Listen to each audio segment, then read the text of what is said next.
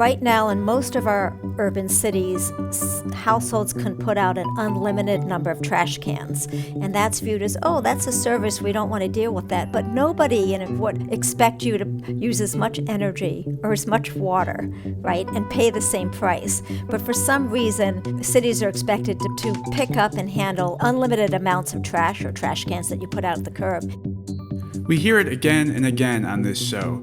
Neighborhoods that can't fight back are taken advantage of by huge corporations and monopolies. Through predatory decisions and massive market power, a chain grocery store forces a historically black neighborhood to become a food desert.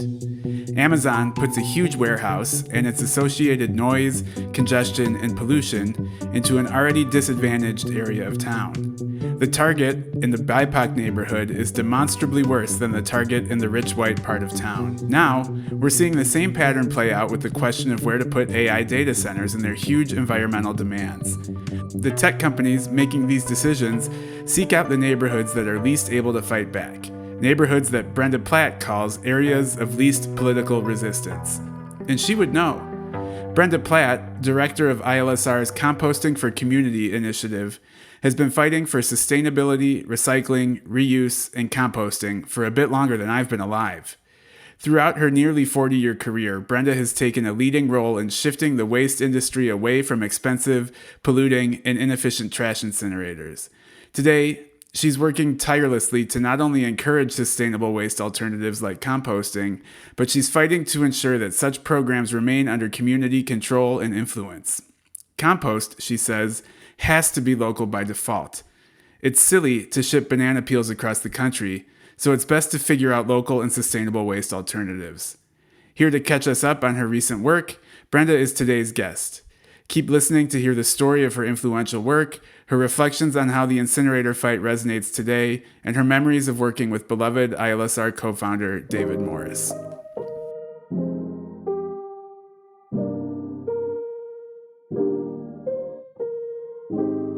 Brenda Platt, thank you so much for joining us on Building Local Power. Really thrilled to have you here. Great to be with you. So I am just coming off of more than 10 years of apartment living where I didn't have much backyard to speak of, and when I did, I didn't have any control over it. But I'm a homeowner now. I just bought my first house, and I'm really interested in getting started composting, whether it's in my backyard or through a community program. So I've got a leading compost expert on the program.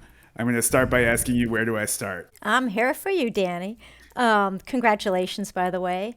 Well, Thank you. I don't know if you're a gardener or not, but if you have trees in your backyard or any plants that you care about, composting can be a great option because compost is a soil amendment, and we're so good at removing all those fall leaves every year that, our trees are starved for that organic matter.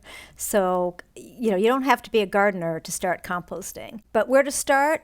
Well, first, let me just say that composting is super flexible. So if you want to do it passively and not learn a whole lot or spend a lot of time, you can do it.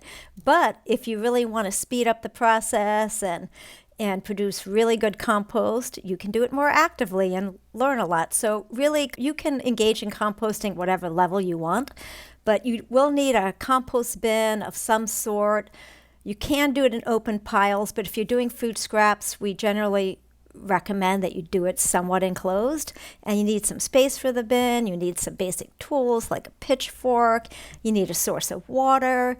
You need a ready supply of leaves or twigs or some kind of carbon-rich material to mix with your food scraps. Yeah, you can get started. We have lots of great resources on our website. You can just Google home composting and it'll come right up. I will definitely look for those and link to them in the show notes for others in a similar boat. I had a feeling you would say you had great resources. I'm excited to dive in. So I am just beginning my compost journey. You have been at ILSR for 40 years now. Tell us about that journey. How'd you get here? How have your professional interests evolved until ultimately you've become one of the U.S.'s leading compost experts? Well, I first joined ILSR in 1986, and I started as the, quote, staff engineer. I have a degree in mechanical engineering. And at that time, I was very much involved with Neil Seldman, one of ILSR's co-founders, fighting the proliferation of trash incinerators across the country. There were hundreds planned, mostly in areas of least political resistance, poor urban areas, rural communities. And To be clear, trash incineration is the most polluting and the most expensive way that we can address our trash problems. We defeated most of them. A handful of them did get built, but one of the things that I was inspired to do, actually from our other co-founder, David Morris, who sadly passed away recently, he really saw that one way to fight the proliferation of these trash incinerators was to document the alternative and document communities with the highest recycling and composting levels, which I became the expert on. I think our first report was called Beyond 25% Recycling, because one of the reasons that the incinerator proponents were selling their expensive wares was saying, oh, a community couldn't recycle more than 15% of their waste, so recycling is just a small solution. So David Morris really saw that we needed to document communities that were doing it in a significant and substantial way and share out that information, share what one community is doing so another could learn. And the second report we did a few years later was called Beyond 40% Recycling, record-setting recycling composting programs, which then led to cutting the waste stream in half, and then further reports on zero waste planning. So spurred by David Morris and Neil Seldman, I became the expert on the best ways that communities could be recycling and composting, and also reuse, by the way. We documented the jobs through reuse, recycling, and composting compared to incineration, and recycling, just sorting materials alone, is like 10 times more jobs than burning or burying materials. But when you make new products from the old, it's like hundreds of new jobs, and reuse is even more because it's very labor intensive. So making the case for diverting materials from landfills and incinerators on economic grounds and the benefits to local economies was really what helped to defeat these incinerators.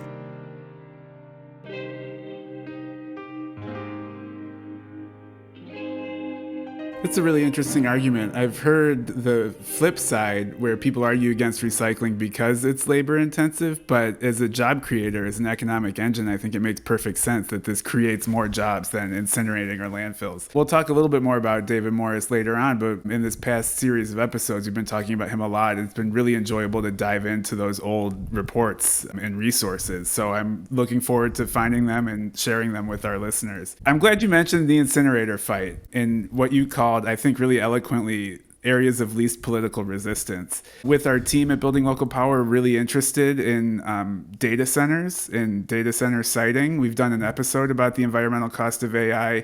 We're thinking about this. I think really similar things are happening where these tech companies are finding areas of least political resistance and putting their data centers there because they perceive that there will be less opposition.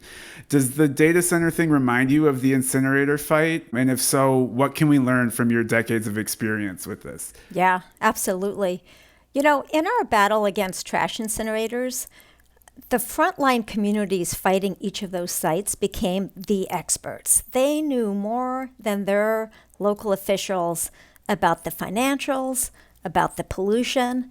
They formed national coalitions to share information. They sometimes passed laws about siting. In the case of incinerators, it might be something like, hey, you can't site this polluting facility within a certain number of miles of a school. But they also proposed the alternative solutions. And so I think that will also be key. I mean, if they're being cited in communities because of jobs, maybe it's not directly the solutions have to do with data centers, but maybe there's the coalitions that form are fighting for better industries for their communities, of which there are many. You were fighting against incinerators and for reuse. It's not enough to just oppose something. You have to propose an alternative too. I think it helps. And, you know, on the flip side, you could say that when you're fighting for solutions and what you want your community to do, sometimes that's hard if you're not fighting for something that's bad. So this could be an opportunity, fighting the bad, to bring in some good jobs and good industries into your community. It could be seen as an opportunity. Well, I certainly hope the activists of today look towards the trash incinerator movement for those lessons. I think it's one thing activists can really do is look to the past fights for insights on today's. So this idea, it's really interesting, becoming the experts. It makes me think of local self-reliance, basically. Like you have to take ownership of the knowledge and the fight. This reminds me of a discussion I had with John Farrell for our last episode about the importance of not just solar power, but like locally owned, community controlled solar power, or like locally owned municipal broadband. We also think a lot about private equity and this kind of big money. And I've read a couple things that make it seem like, private equity was big on waste management and landfill for a while. Now it seems like they might be kind of sniffing around reuse and recycling. So they're maybe focusing on quote unquote cleaner technology. Why is it important to keep recycling, reuse, composting within local control and out of this kind of control of the big money and private equity firms? Well, first let me make a point about local control. I mean, the hallmark of any functioning democracy is civic engagement. And so this kind of ties back to being engaged in your community and fighting the bad and promoting the good that you want to see there. And when it comes to policies and rules, I mean, David Morris used to say, we make the rules and the rules make us. So, passing good policy and doing away with archaic policies is really important.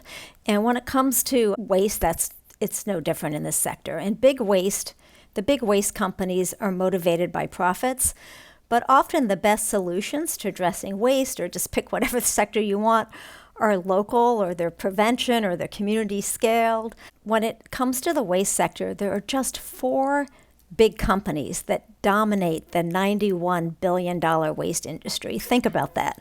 4 companies, $91 billion, and only 2 of those own about half of the landfill volume.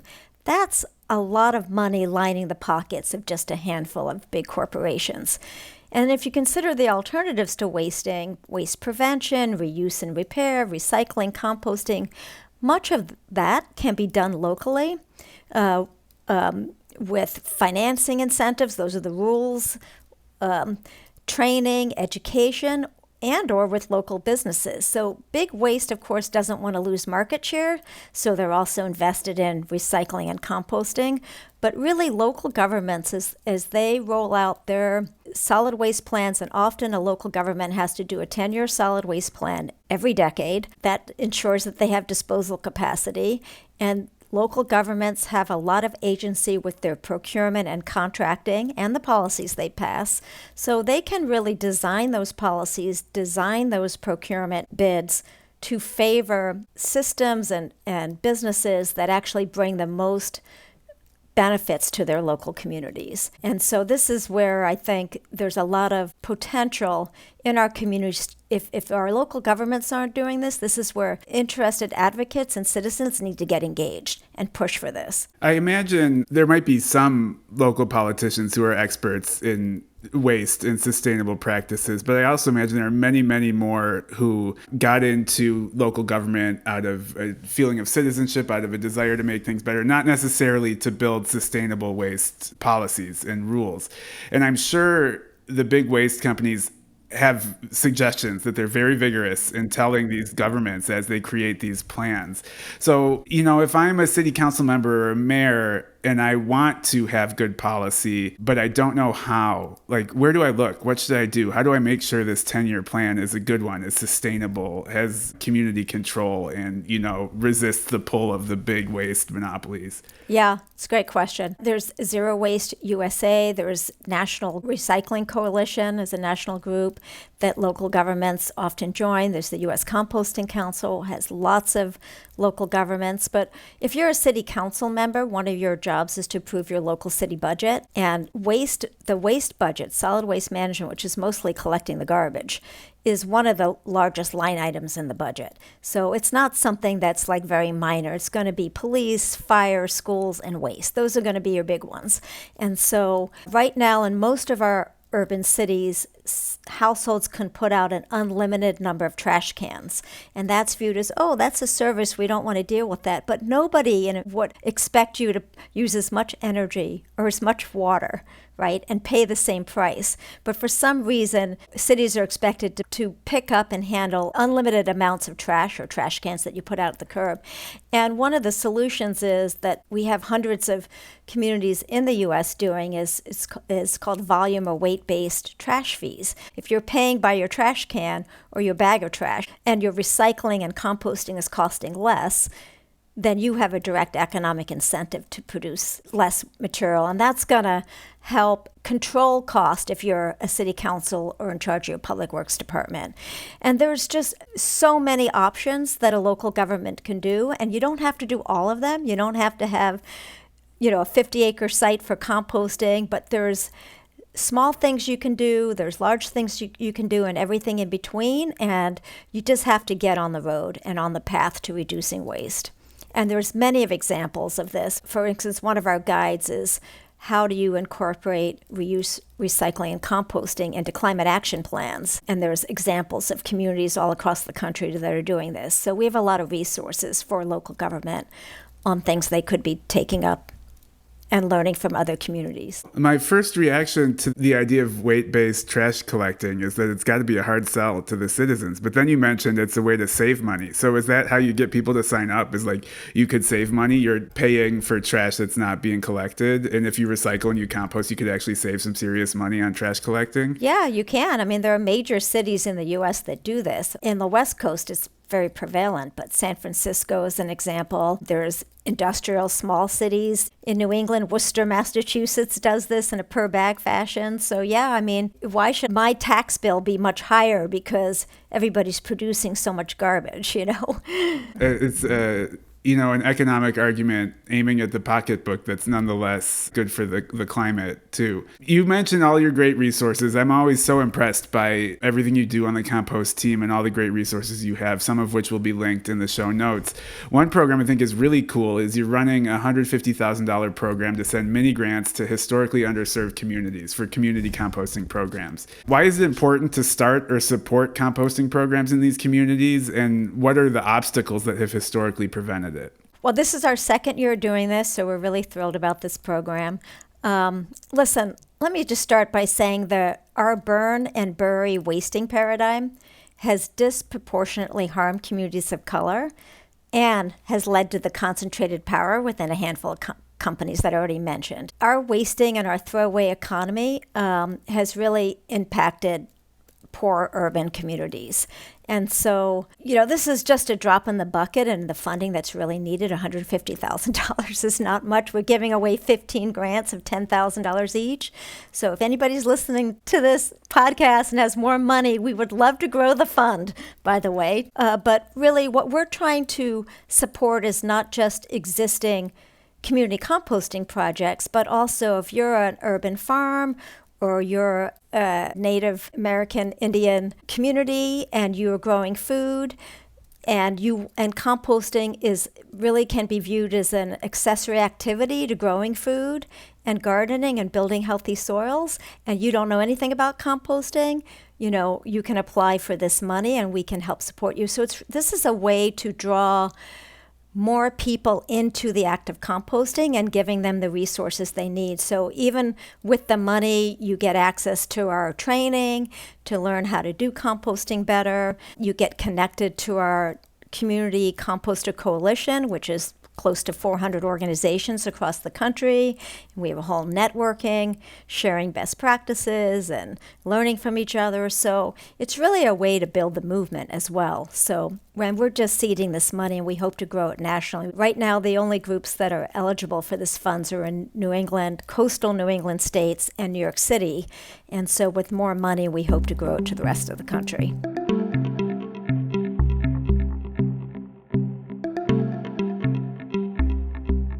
You call it a drop in the bucket, but I think it's important work to even get this much money into those communities for these projects. So I want to talk a little bit about success stories. Then you mentioned a couple, but I want to talk specifically about a success story, especially nowadays there seem to be these political headwinds towards climate change denial, towards defunding scientific programs. Can you tell us about a composting or sustainability success story despite the challenging environment for that kind of work? Let me start by, there's a behavioral expert I know, Dr. Julie Cook. She's with the University of Waterloo in Canada. And she has shared with me that just some context on climate change and why we haven't been able to move the needle on that too often, it's a tremendous abstract and seemingly distant problem, but too much of the time, like, we focus on the doom and gloom narrative, and that doesn't really help us. And she says we would be much better off if we emphasize the co-benefits of climate action. And that's really going to help mobilize more people to participate in climate mitigation, or really adaptation as we're at, not only individually, but collectively too, as communities. And so when we talk about composting, it's, I think, why composting is such a win-win activity or program for so many things is it, by the way, let me just clarify that composting is a win-win for the climate, because food waste, when it ends up in a landfill, contributes to methane, which is very potent climate greenhouse gas, right? But when you make compost as a soil amendment and you put that black gold into your soil, it acts as a carbon sink, sequestering and storing carbon. So it's really a win-win. And not only that, but since your soil is healthier, you're helping your plants grow and the roots be deeper, and so you're helping with photosynthesis. So it's just got so many climate benefits. When it's used in communities, and let's just, use a city like Baltimore, which during the summer when we're under a heat dome like we are now, the poorer communities have less tree canopy and more concrete. So the heat island impacts are so blistering in those communities. But when you use compost to then, build your soil and grow food and green neighborhoods and plant trees, so it's a win-win. So if we can then sell composting as, like, it reduces pollution, it helps green your neighborhoods, it's going to help protect your trees and plants, it's going to, your local neighborhood garden that's composting is going to engage your youth and help keep them off the streets. This is where we can make the connections and get people engaged, because it's really about addressing climate change in a way that you're framing it that's improving our quality of life. Contrast that with, like, the current narrative, which kind of presents climate as like this series of disruptions to our comfortable lifestyle and a burden on society. So we kind of have to flip the narrative.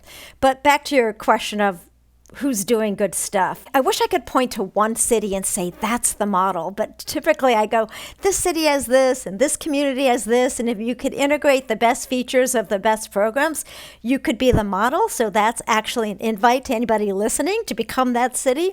But let me just give you a few examples. Like Philadelphia, the Department of Prisons has a community composting initiative. So they have an orchard where they're growing trees, but they also do composting on site.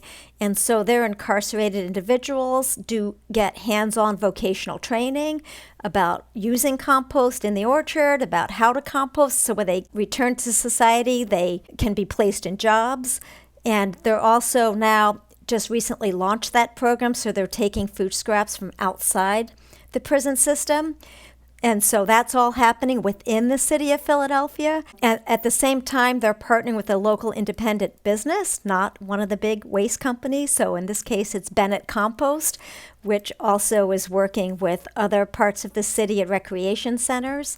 And so Bennett, being rooted in Philadelphia, is doing education and outreach and just has so many more kind of co-benefits to the city.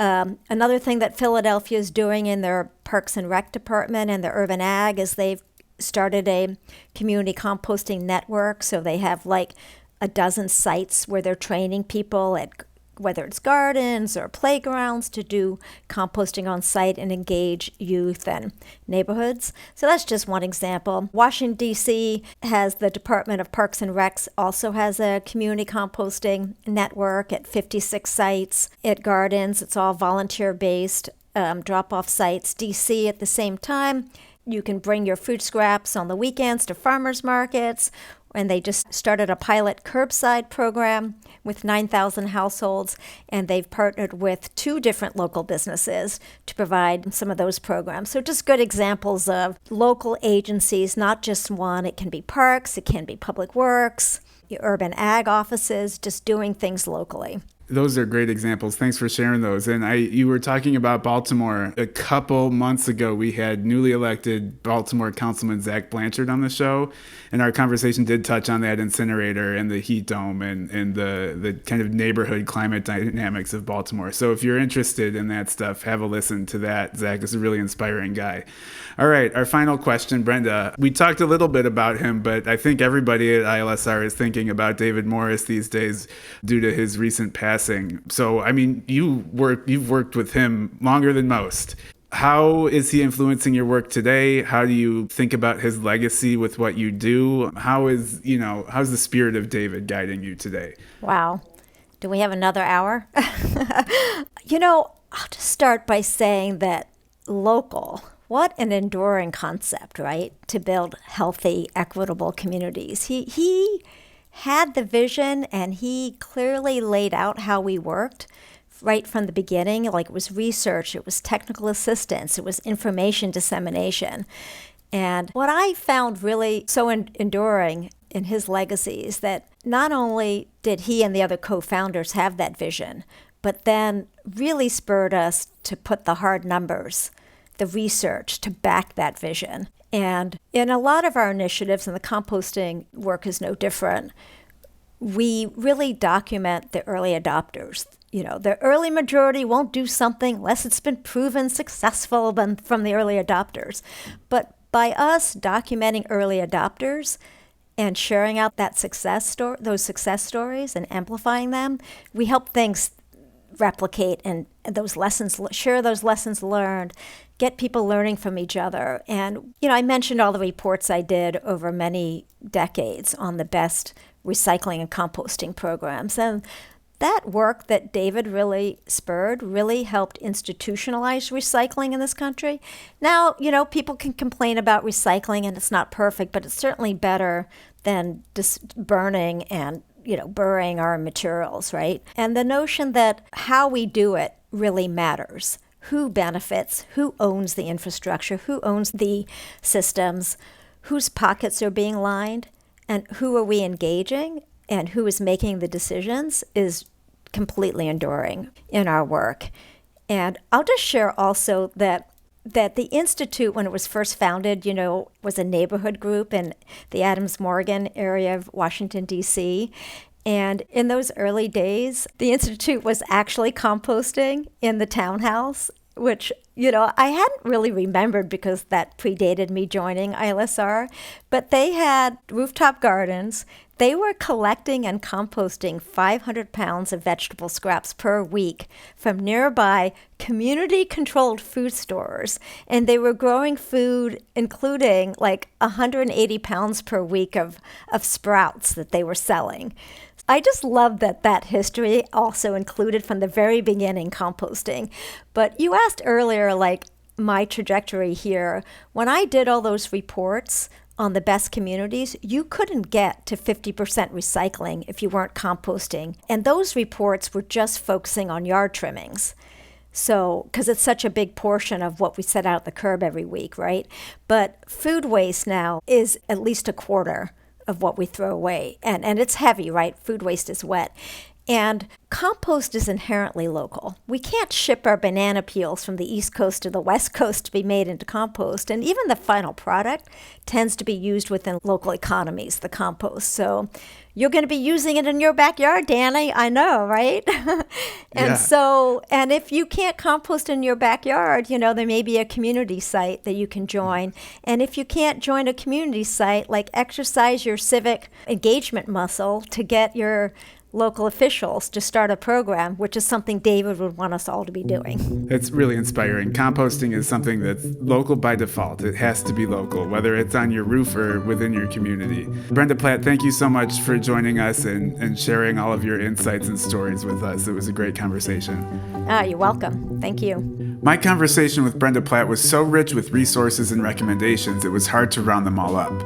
Regardless, I've tried to do so in the show notes.